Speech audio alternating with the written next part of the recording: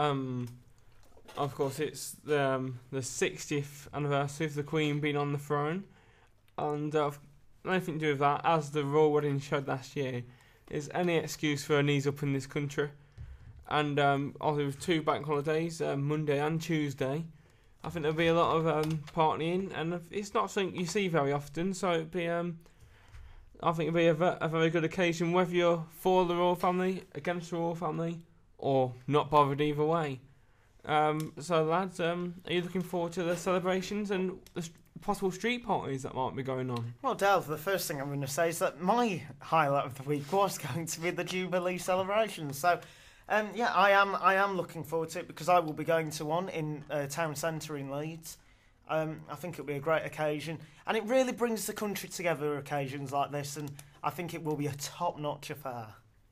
I think it'll be a pearler of a weekend, to be honest. The Queen, I'm not really comfortable with the idea of an unelected head of state, but I wouldn't say I was. He says that as it opposed is. to her. Maybe near a 60th anniversary, but that doesn't matter. But what do you think? What do you think of the job she's done, or do you value the job she's done? She's good for tourism. I'll give her that. I mean, she doesn't need a £60 million yacht, does she? Put it that way. No, she doesn't. I think the problem is, my problem isn't actually with her. It's with the people who are leeching off her. Yeah. Those who are like the second granddaughter, first removed cousin's dog's owner, who somehow seems to claim, somehow gets all this preferential treatment, and it does annoy me that. But I've got to be honest. I think the Queen, the job that she does, i.e. bringing tourism in, and I think that's one of her main jobs. She does that. It's a top-notch job by her. Well, I'm sure we'll be saying, in the weekend, I'm sure we'll be saying, tonight I'm going to have myself a real good time.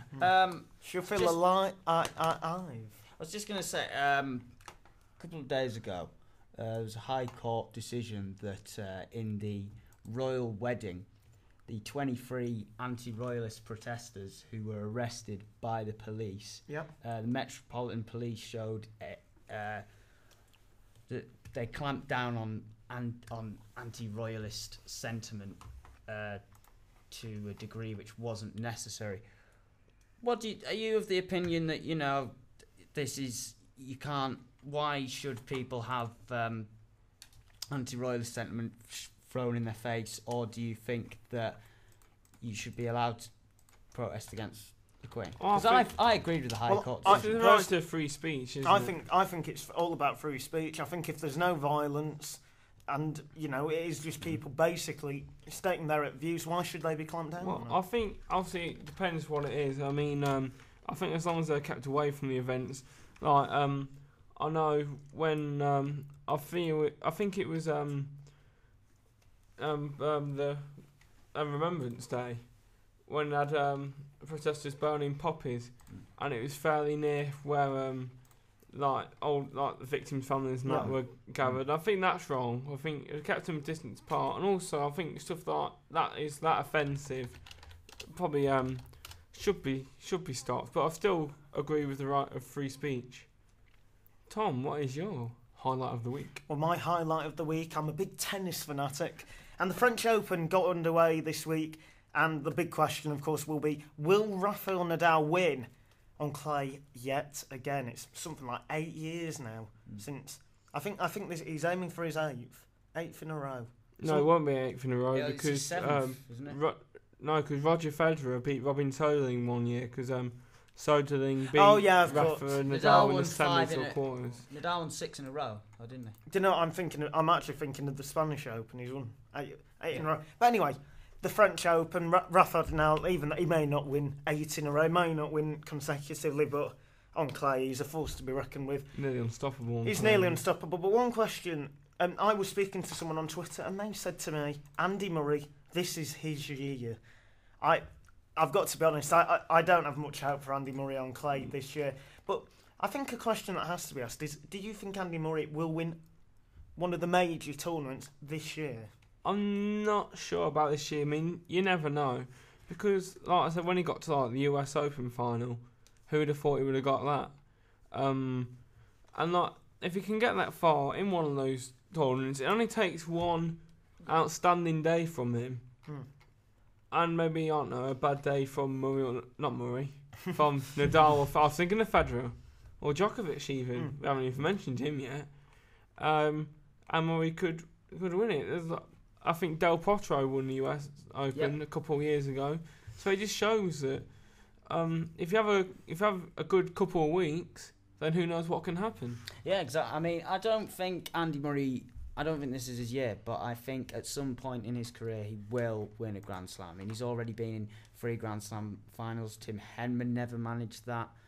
I personally think he is, at the moment, a better player than Henman ever was. Yeah, I agree with that. I agree with that. I know Henman was kind of a heartthrob of the nation. I call it hero. Yeah, but I mean, he got to 10 semi-finals in a row. I mean, that shows.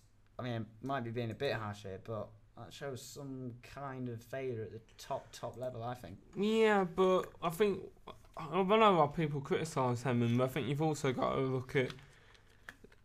He was number 4 in the world at one stage, and he got to semi-finals. Semi-finals aren't easy to get to. I mean, look at a lot of British women's players. That how often do they get to like the third round? So it was still a good achievement from Henman, but of course he'd be disappointed that he never won a major. And of course there was that year at Wimbledon where without the rain maybe he would have got to the final. It looked destined that he would win. Yep. Unfortunately for Henman, he didn't. Well, we are nearing the end of Blah De Blah. The first one, there's going to be another one recorded straight after it. We're on YouTube, just above this current one. And well, thank you for listening to Blah De Blah. We meet on Vini. Me, Dale Harris. And me, Jack Elliott. Thank you for listening to Blah De Blah. Remember to follow at the Blah De Blah on Twitter.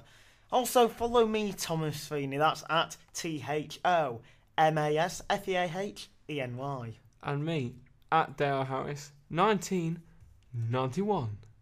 And me, Jack Elliott, at 1993. Thank you to listening to Blah De Blah. Sponsored by sportingviewpoint.co.uk.